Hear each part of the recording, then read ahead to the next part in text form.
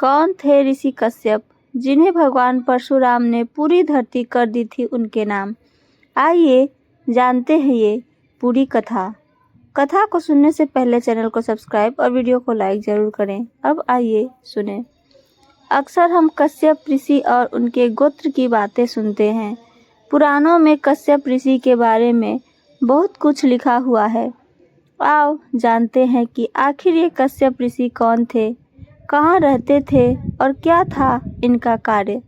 पहला, ऋषि कश्यप ब्रह्मा जी के मानस पुत्र मरीचि के विद्वान पुत्र थे। इनकी माता कलाकर्दम ऋषि की पुत्री और कपिल देव की बहन थी। मान्यता अनुसार इन्हें अनिष्ट नेमि के नाम से भी जाना जाता है। दूसरा, ऋषि कश्यप का आश्रम मेरु पर्वत के शिखर पर था, जहाँ वे परब्रह्मा परमात्मा के ध्यान में लीन रहते थे। माना जाता है कि कश्यप ऋषि के नाम पर ही कश्मीर का प्राचीन नाम था। समूचे कश्मीर पर ऋषि कश्यप और उनके पुत्रों का ही शासन था। कश्यप ऋषि का इतिहास प्राचीन माना जाता है। कैलाश पर्वत के आसपास भगवान शिव के गणों की सत्ता थी। उक्त इलाके में ही दक्ष राजाओं का साम्राज्य भी था। तीसरा, पुराण अनुसार सृष्टि की रचना और विकास के काल में धरती पर सर्वप्रथम भगवान ब्रह्मा जी प्रकट हुए। ब्रह्मा जी से दक्ष प्रजापति का जन्म हुआ। ब्रह्मा जी के निवेदन पर दक्ष प्रजापति ने अपनी पत्नी अश्विनी के गर्भ से 66 कन्याएं पैदा की। इन कन्याओं में से 13 कन्याएं ऋषि कश्यप की पत्नियां बनी। चौथा, इस प्रकार ऋषि कश्यप की अदिति, दीति, दनु, काष्ठा, अरिष्टा, सुरसा, इला, मुनि, क्रोध, वशा, ताम्रा, सुरभि, सुरसा, तिमि, विंता, कदभु, पतांगी और यामिनी आदि पत्नियां बनी। पांचवा, मुख्यतः इन्हीं कन्याओं से सृष्टि का विकास हुआ और कश्यप सृष्टिकर्ता कहलाए। ऋषि कश्यप सप्त ऋषियों में प्रमुख माने जाते हैं। विष्णु पुराण के अनुसार 7वें मनवंतर में सप्त ऋषि इस प्रकार रहे हैं: वशिष्ठ, कश्यप, अत्रि, जमदग्नि, गौतम, विश्वामित्र और भारद्वाज। छठा, कश्यप को ऋषि मुनियों में श्रेष्ठ माना गया है।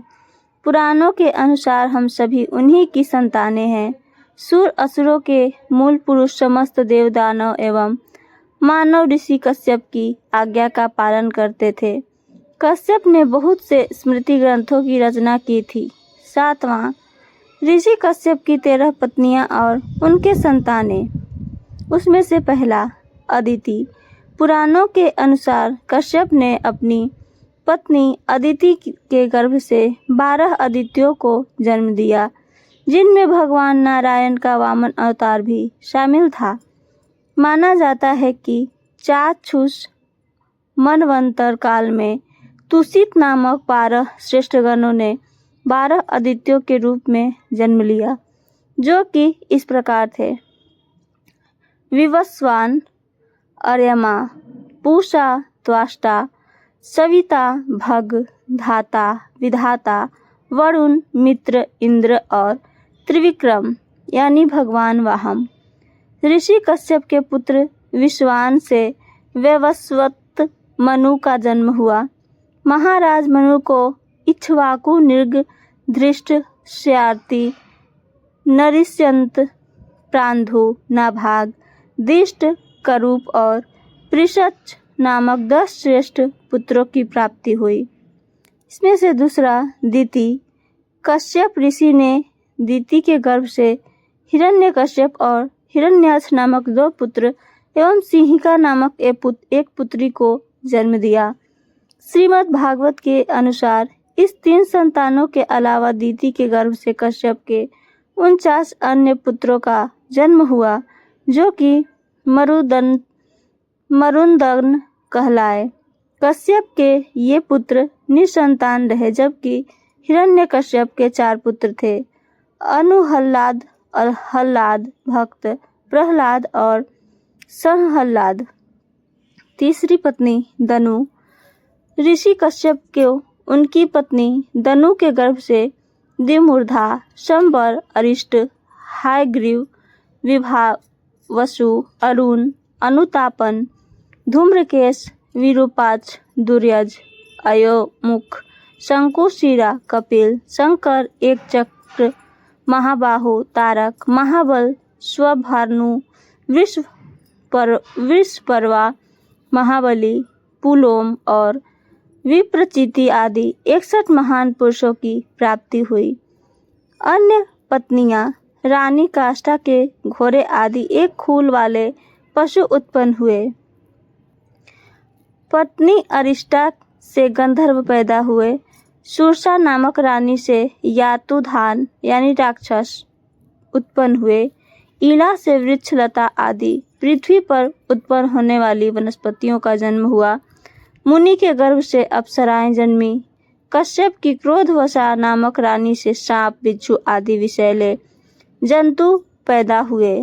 ताम्रा ने बाज, गिद्ध आदि शिकारी पक्षियों को अपनी संतान के रूप में जन्म दिया। सुरभि ने भैंस, गाय तथा 2 खूर वाले पशुओं की उत्पत्ति की। रानी सरसा ने बाघ आदि हिंसक जीवों को पैदा किया। तिमी ने जलचर जंतुओं को अपनी संतान के रूप में उत्पन्न किया।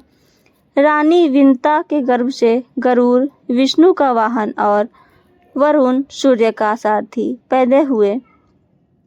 कद्दुक की कोख से बहुत से नागों की उत्पत्ति हुई, जिनमें प्रमुख 8 नाग थे: अनंत यानी शेष, वासुकी, तक्षक, करकोटक, पद्मा, महापद्म, शंख और कुलिक।